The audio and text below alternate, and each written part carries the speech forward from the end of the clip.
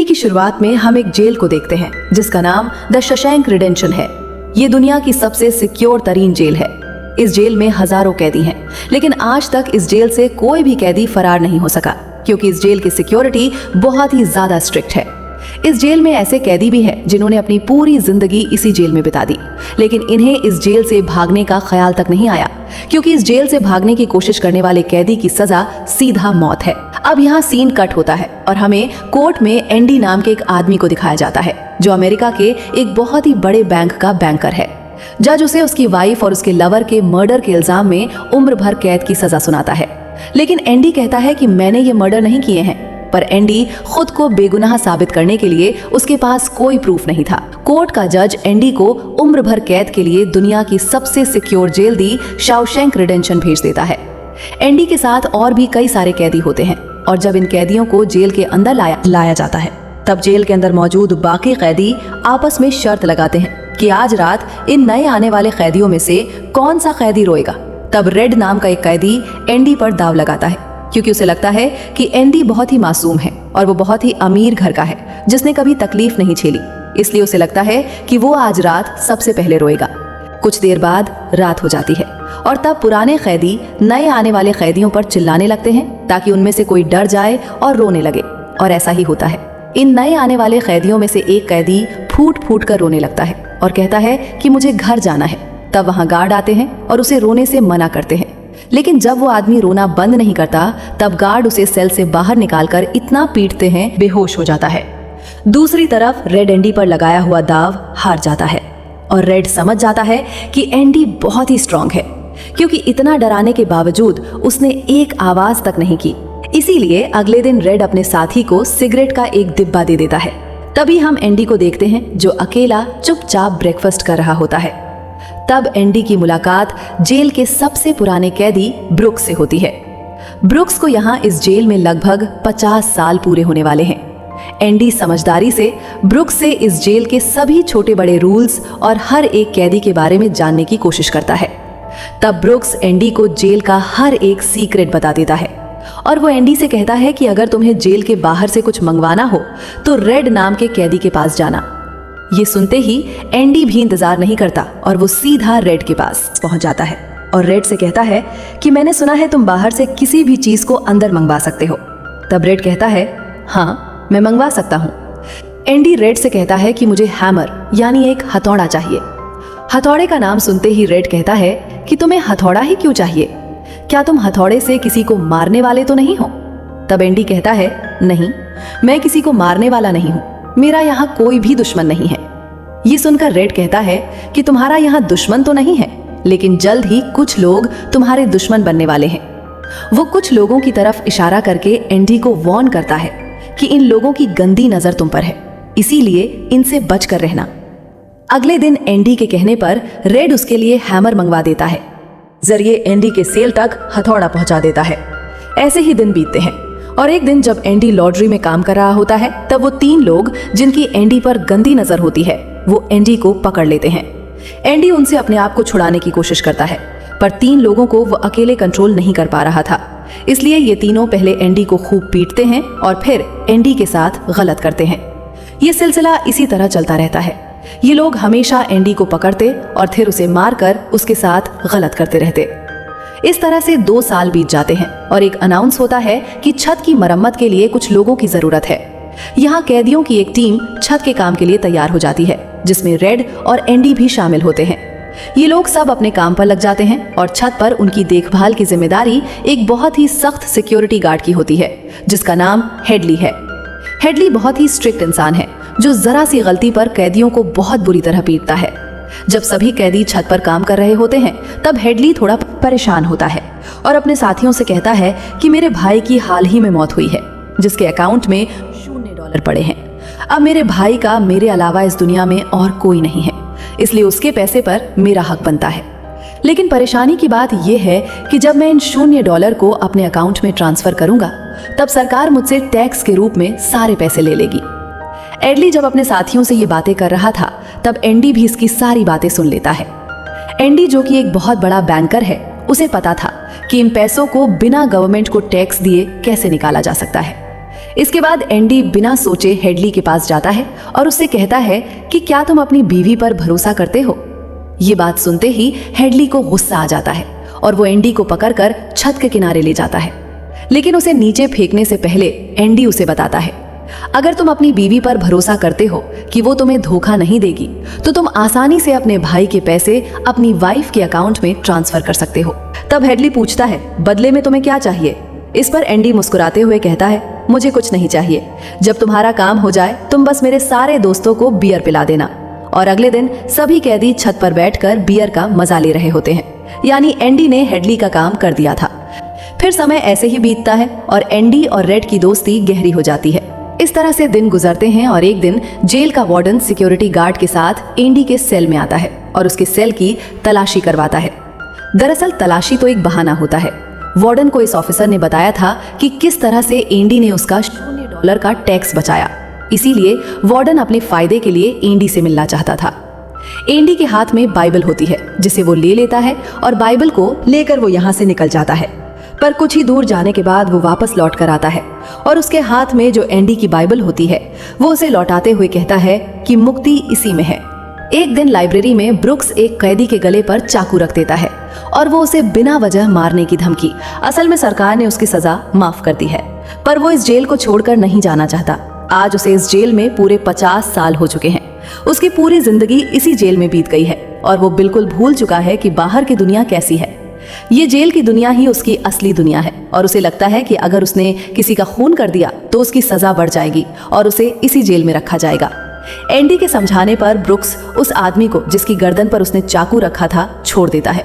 अब ना चाहते हुए भी ब्रुक्स जब जेल से छूटने के बाद बाहर आता है तो उसे बाहर की दुनिया बहुत अजीब लगती है।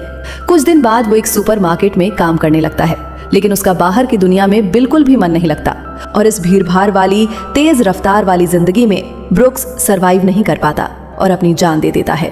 वहीं हमें जेल दिखाई जाती है जहां पर वार्डन एक नया प्रोग्राम शुरू करता है। इस प्रोग्राम में जेल की कैदियों को बाहर ले जाकर काम करवाया जाएगा ताकि उन्हें पता चल सके कि मेहनत से पैसे कैसे कमाए जाते हैं, और कैदी भी इस काम के लिए मान जाते हैं क्योंकि वो सब भी बाहर की हवा खाना चाहते थे। और इस तरह से वार्डन इन कैदियों से काम लेता है। पर इस प्रोजेक्ट के जरिए वार्डन को बहुत सारे कॉन्ट्रैक्ट मिल जाते हैं क्योंकि जेल के कैदियों की लेबर बहुत सस्ती होती है और जो बाहर की लोकल कंस्ट्रक्शन लेबर की टीम होती है उन्हें कहीं पर भी काम नहीं मिलता क्योंकि वार्डन उनका काम आधी कीमत पर अपने कैदियों से करवाता है। और वार्डन आधी कीमत पर काम इसलिए करता है क्योंकि कैदी कोई लेबर तो थे नहीं जिनको वार्डन दिहाड़ी दे पाता। इसीलिए वार्डन फ्री में कैदियों से काम करवाकर बहुत सारा पैसा कमाने लगता है और उसका ये पैसा ब्लैक का होता है। लेकिन एंडी एक बैंकर होने की वजह से वार्डन का सारा ब्लैक मनी वाइट में बदल देता है। दरअसल एंडी इन पैसों को एक ऐसे आदमी के नाम पर जमा करता है जो इस दुनिया में है ही नहीं, ताकि अगर कल को पुलिस को पता भी चल जाए तो पुलिस एक ऐसे आदमी को ढूंढ रही होगी जो इस दुनिया में कभी पैदा ही नहीं हुआ।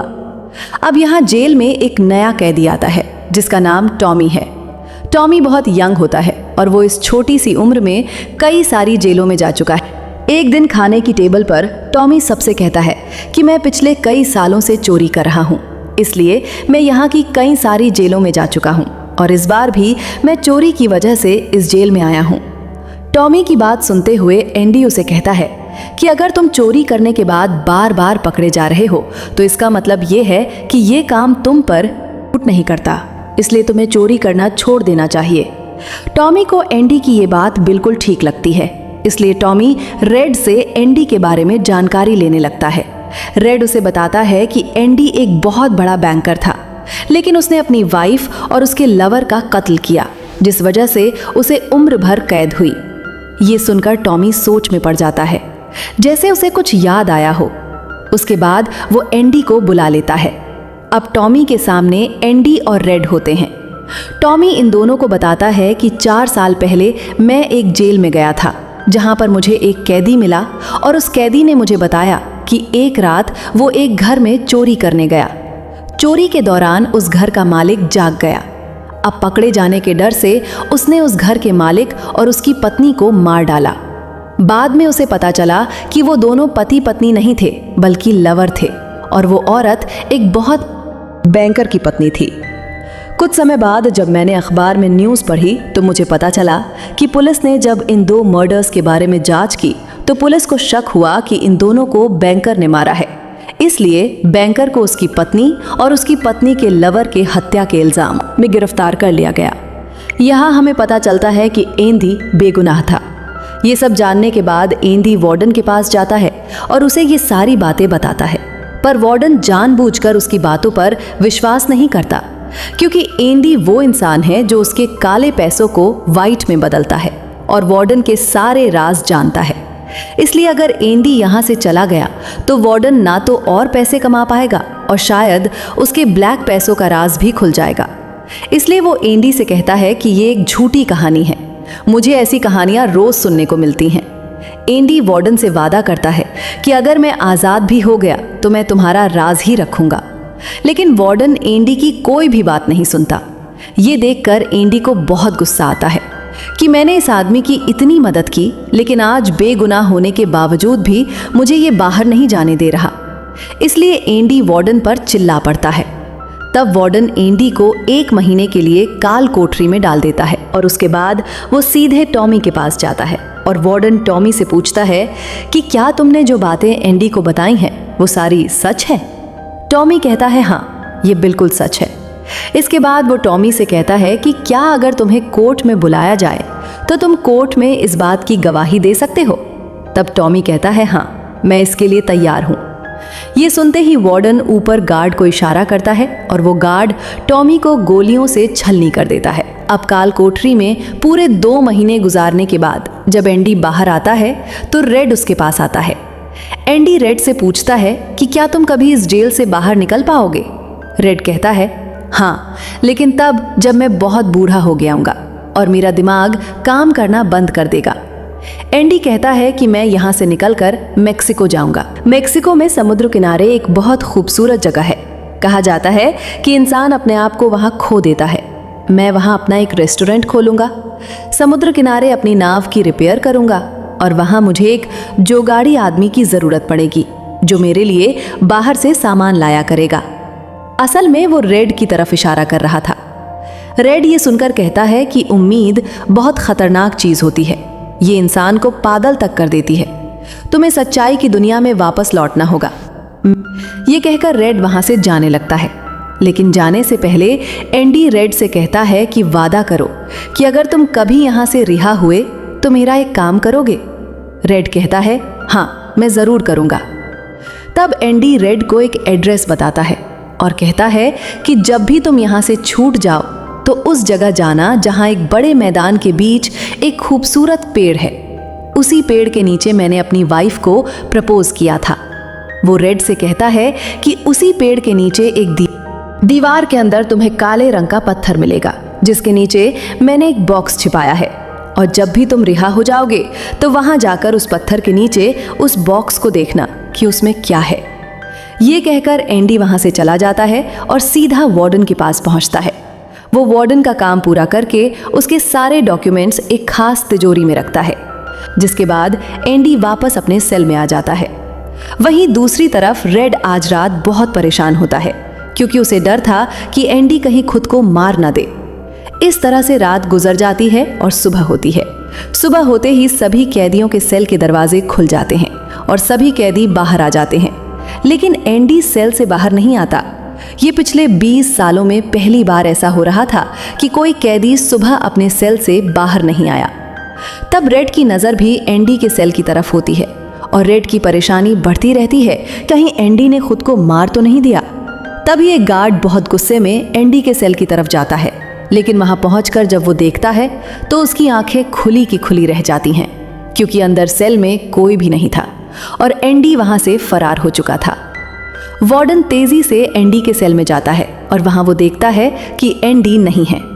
इसके बाद वो सिक्योरिटी गार्ड से कहता है कि जाओ और रेड को बुला कर लाओ, क्योंकि वो हमेशा एंडी के साथ रहता था। यहाँ पर रेड को भी बुलाया जाता है। वार्डन रेड से पूछता है कि ये एंडी कहाँ है। रेड कहता है कि मुझे क्या पता। इस बात पर वार्डन को बहुत गुस्सा आता है। वो कहता है क्या वो कोई भूत था जो रातों रात यहाँ से गायब हो गया। गुस्से में वार्डन वहां पड़े पत्थर उठाता है और उनसे गार्ड्स और रेड को मारने लगता है और एक पत्थर वो उस पोस्टर पर भी मारता है जो दीवार पर लगा होता है। पर पत्थर टकराकर नीचे नहीं गिरता, बल्कि पोस्टर के आर पार हो जाता है। और जब वार्डन उसके अंदर हाथ डालता है तो देखता है कि एंडी ने वहां एक बहुत बड़ी सुरंग बना रखी थी, जिसे देखकर सब हैरान हो जाते हैं। इसके बाद सभी गार्ड्स वहां जाते हैं जहां से एंडी बाहर निकला था। वहां उन्हें एंडी के पुराने कपड़े और वो हथौड़ी मिलती है जो आज से 20 साल पहले एंडी ने रेड से मंगवाई थी। ये वही हथौड़ी होती है जिसे पिछले 20 सालों से एंडी अपनी सेल की दीवार में सुरंग बना रहा था। 20 सालों से एंडी ने ये काम इतनी बारीकी से किया कि किसी को पता तक नहीं चला। साथ ही दीवार से जो भी मिट्टी निकलती थी वो उसे अपनी जेब में रखकर ग्राउंड में बिखेर देता। अगली सुबह एंडी उस बैंक में जाता है जहां पर वार्डन का सारा ब्लैक पैसा होता है। ये पैसे एक ऐसे आदमी के नाम पर होते हैं जो इस दुनिया में है ही नहीं। ये सारा डॉक्यूमेंट्स का खेल एंडी ने ही तो बनाया था। और बैंक में उस अकाउंट के ओनर का जो सिग्नेचर था वो जेल से एंडी किया करता था। इसलिए एंडी को वार्डन का सारा पैसा निकालने में कोई मुश्किल नहीं होती।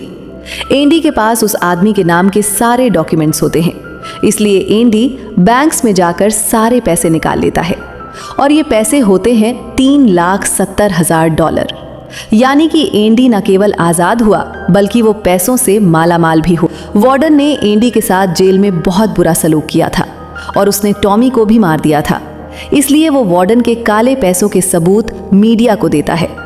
अगली सुबह ये खबर न्यूज़पेपर में छप जाती है और जब वार्डन तिजोरी खोल कर देखता है तो उसमें उसके डॉक्यूमेंट्स नहीं बल्कि बाइबल होती है। बाइबल के पहले पेज पर एंडी ने लिखा होता है कि तुमने सही कहा था, मुक्ति इसी में है। और जब वार्डन पेज पलटता है तो वो देखता है कि वहां पर हथौड़ी का एक निशान होता है। दरअसल एंडी ने बाइबल के पेजेस को हथौड़ी की शेप में काटकर एक साँचा बनाया हुआ था, जिसके अंदर वो अपनी हथौड़ी छिपाया करता था। और आज से 20 साल पहले जब वार्डन पहली बार एंडी की सेल में गया था और उसने एंडी की बाइबल उसके हाथ से लेकर वापस उसे लौटा दी थी, उस समय भी वो हथौड़ी उसी बाइबल के अंदर थी। ये देखकर वार्डन को एक बहुत बड़ा झटका लगता है। दूसरी तरफ वार्डन के काले पैसों की खबर पूरे शहर में फैल चुकी थी, इसलिए जेल के बाहर रिपोर्टर्स और पुलिस वार्डन को गिरफ्तार करने के लिए आ रही होती है। और इससे पहले कि पुलिस उसे गिरफ्तार करती, वार्डन अपने आप को गोली मार देता है। कुछ समय बीतने के बाद एंडी के दोस्त रेड की सजा भी माफ कर दी जाती है और उसे गवर्नमेंट की तरफ से एक नौकरी भी दिलाई जाती है। पर दुनिया में रेड का दिल बिल्कुल नहीं लगता, क्योंकि उसने अपनी जिंदगी के 40 साल जेल में गुजारे थे। रेड भी उसी कमरे में रहता है जहां पर ब्रुक्स रहा करता था और रेड भी अपनी जान देना चाहता है, पर तभी उसे याद आता है कि उसने एंडी से वादा किया था। इसके बाद वो उस जगह के लिए गाड़ी में रवाना हो जाता है और वो उस बड़े घास के मैदान में जाता है जहां पर एक बहुत बड़ा पेड़ होता है। साथ ही पत्थरों की दीवार भी होती है। उस दीवार पर एक काले रंग का पत्थर होता है और जब वो उस पत्थर को उठाता है तो उसके नीचे एक बॉक्स होता है। उस बॉक्स के अंदर कुछ पैसे और एक लेटर होता है। ये लेटर एंडी का होता है। उस लेटर में लिखा होता है कि एंडी रेड का उसी जगह पर इंतजार कर रहा है जिस जगह के बारे में एंडी ने रेड को जेल में बताया था। उसके आगे एंडी ने लिखा होता है कि उम्मीद अच्छी चीज होती है।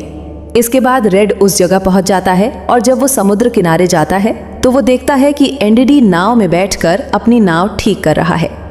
ये जगह, ये सब कुछ एंडी का वो सपना होता है जो उसने जेल में रेड से शेयर किया था और रेड ने कहा था कि उम्मीद अच्छी नहीं होती।